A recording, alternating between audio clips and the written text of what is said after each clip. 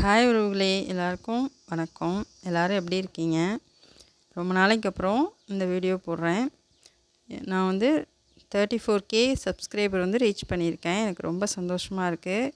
என்னால் எக்ஸ்பெக்ட் பண்ணவே முடியல. எல்லாருக்கும் ரொம்ப நன்றி. இந்த மாதிரியே என்னோடய வீடியோவை எல்லோரும் தொடர்ந்து பார்த்து சப்போர்ட் பண்ணுங்கள்.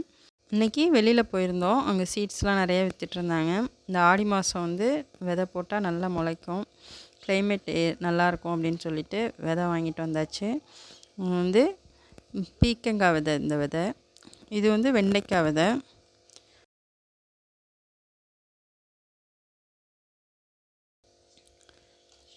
இது கீரை விதை.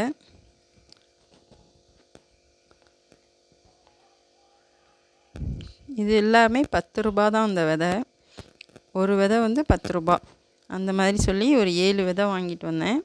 பரங்கிக்காய், பூசணிக்காய், இது பாகக்காய், புடலங்காய் விதை, இது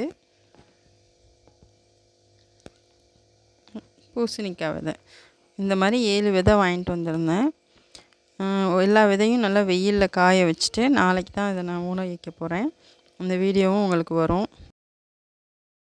எப்படி விதை போடுறது, அதை வந்து எப்படி மெயின்டைன் பண்ணுறதுங்கிறத தொடர்ந்து வீடியோவாக காமிக்கிறேன், பாருங்கள்.